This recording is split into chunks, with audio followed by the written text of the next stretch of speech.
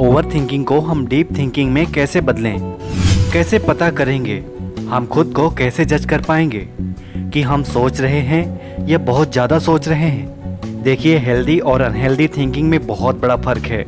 अगर आप कोई किताब लिख रहे हो और उसके लिए आप 1 साल से रिसर्च कर रहे हो, एनालिसिस कर रहे हो, तो ये ओवर थिंकिंग नहीं है। लेकिन यदि आप 60 सेकंड की एक रील बनाने के लिए महीनों सोचते हैं तो ये ओवर थिंकिंग है।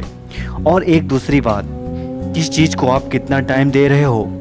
जो थिंकिंग आपको आपके काम पर एक्शन की तरफ लेके जा रही है वो थिंकिंग है, लेकिन जो थिंकिंग आपको आपके काम से एक्शन से दूर लेके जा रही है वो ओवर थिंकिंग है।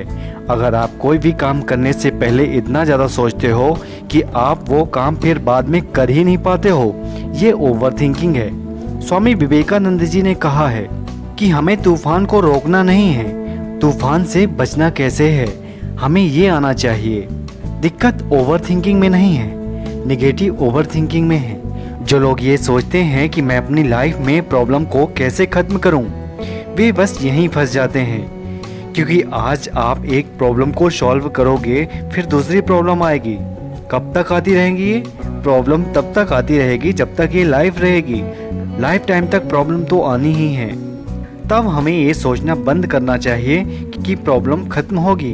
इसको हम इस प्रकार से सोच सकते हैं, जिन चीज़ों को बदला नहीं जा सकता उन चीज़ों के बारे में सोचना बंद करो। दोस्तों, लाइफ में चीज़ों को सही नज़रिए से देखना शुरू कर दो, क्योंकि लाइफ में जिन चीज़ों को बदला नहीं जा सकता उन चीज़ों में सोचना बंद कर दो। लाइफ में कुछ प्रॉब्लम्स ऐसी भी होती हैं जिनको हम सॉल्व ही नहीं कर सकते, कुछ ऐसी होती हैं जिनको हम सॉल्व कर सकते हैं। कहने का मतलब, यदि आपका ऑफिस के निकलने का वक्त हो गया है और उसी समय अचानक से बारिश होने लगे, तब आप क्या करोगे? बारिश को रोकोगे या छाता या रेनकोट लेकर के निकल जाओगे ऑफिस के लिए? मेरे हिसाब से तो आप रेनकोट या छाता लेकर के निकल पड़ोगे। क्यों? क्योंकि बारिश को रोकना हमारे हाथ में तो है ही नहीं। इसलिए हमें लाइफ में उन चीज़ों पर ध्यान देना है जिनको हम कर सकते हैं, बदल सकते हैं। अच्छा देखो यार, सोचते तो सभी लोग हैं, चिंताएं भी सबको रहती हैं, उनके फ्यूचर प्लान्स भी मन ही मन चल रहे होते हैं।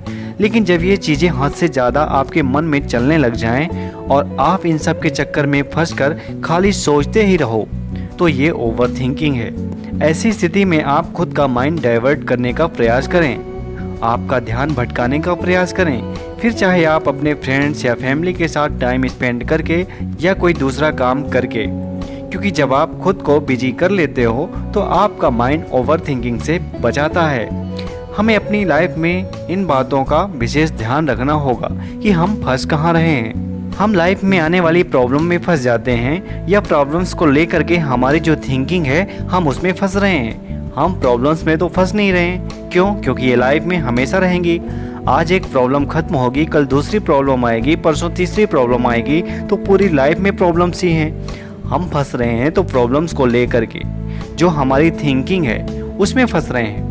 आपको खुद को बताना होगा कि आप प्रॉब्लम में नहीं, बल्कि लाइफ को लेकर के जो आपकी थिंकिंग है आप उसमें फंस रहे हैं। दोस्तों, अब मैं आपको एक कहानी सुनाने जा रहा हूँ, क्योंकि मुझे लगता है कि ये कहानी आप लोगों के साथ शेयर जरूर करनी चाहिए।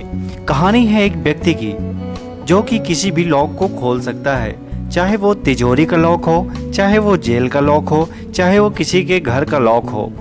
कितनी भी हाई सिक्योरिटी का लॉक होता है वो खोल लेता है। लोग हैरान थे कि ये ऐसा कैसे कर लेता है। जब चारों तरफ उसके चर्चे होने लगे तो एक दिन एक इवेंट रखा गया, एक चैलेंज रखा गया कि वह व्यक्ति चैम्बर का लॉक खोलेगा और उससे बाहर आएगा। उस व्यक्ति को उस चैम्बर के अंदर बंद कर दिया जाएगा, पर उस चैम्बर को लॉक करके स्विमिंग पूल में डाल दिया जाएगा। पानी से पहले अगर लॉक खोल पाया तो वो बाहर आ जाएगा, अदरवाइज वो अपनी हार एक्सेप्ट करके एक इमरजेंसी रिंग बजा सकता है और अपनी हार एक्सेप्ट कर सकता है कि मैं लॉक नहीं खोल सकता हूँ। उस व्यक्ति ने चैलेंज को एक्सेप्ट कर लिया। उसे पूरा विश्वास था कि वो ऐसा कर लेगा। बहुत सारे लोग अपने कैमरे लेकर के उसे शूट करने के लिए तैयार थे। व्यक्ति को देख रहे थे कि ये कैसे इस चैम्बर के अंदर से निकल पाता है। व्यक्ति को उस चैम्बर के अंदर डाला गया, गेट बंद करके धीरे धीरे पानी में उतारा गया और खेल शुरू कर दिया गया। लोग देख भी रहे थे इन सारी हरकतों को कि ये किस तरह से लॉक खोल करके बाहर आएगा।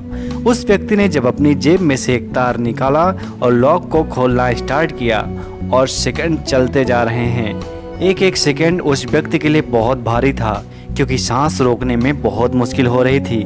लोग देख रहे थे कि ये कुछ ही सेकंड में हर बार खोल लेता है, तो इस बार वो अपना टाइम क्यों ले रहा है। अब जैसे जैसे सेकंड बढ़ते गए उस व्यक्ति का दम घुटने लगा। उसको बहुत परेशानी हो रही थी उस लॉक को खोलने में। उस व्यक्ति ने अपना सारा जोर लगा दिया, अपनी पूरी ट्रिक्स लगा दी, अपना पूरा दिमाग लगा दिया, वो लॉक खोल ही नहीं पाया। फाइनली उसको हार माननी ही पड़ी। अब उसे लगा कि इमरजेंसी रिंग बजा देनी चाहिए और उसने अपनी हार मानते हुए इमरजेंसी रिंग को बजा दिया। इससे ये साबित हो चुका था कि वो अब लॉक नहीं खोल सकता।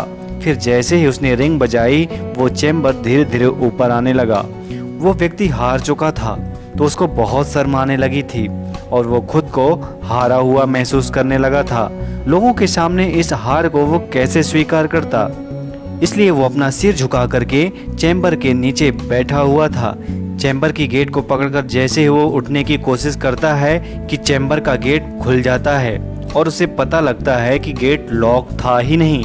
उसने सोचा कि ये मेरे दिमाग में पहले क्यों नहीं आया कि शायद गेट लॉक ही ना किया गया हो। जब इतने सारे ट्रिक्स लगाने के बाद लॉक नहीं खुल पा रहा था, उसके दिमाग में एक बार भी ऐसा क्यों नहीं आया कि शायद हो सकता है कि गेट लॉक ही ना किया गया हो।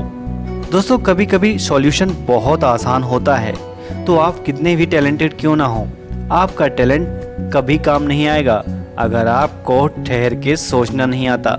दोस्तों, इस कहानी को सुनाने का मकसद मेरा सिर्फ ये था कि अगर आप ओवर थिंकिंग में फंसे हो और आपका दिमाग स्थायी नहीं है, आपका जो सोच है वो ठहर के सोचने की आदत नहीं है, तो आप कहीं भी धोखा खा सकते हो।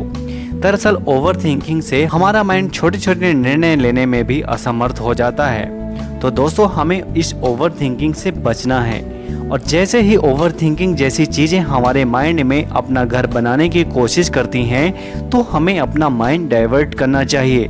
जैसा कि हमने वीडियो में पहले भी बताया है, अपने माइंड को कहीं और भी डाइवर्ट करना होगा, चाहे आप वो फैमिली, फ्रेंड्स या किसी अन्य के साथ आप टाइम स्पेंड करें, चाहे किसी गेम के साथ आप टाइम स्पेंड करें, लेकिन इस ओवर थिंकिंग में नहीं फंसना है। तो दोस्तों, आज का वीडियो आपको कैसा लगा, कमेंट बॉक्स पर जाकर के आप अपनी राय जरूर दीजिएगा।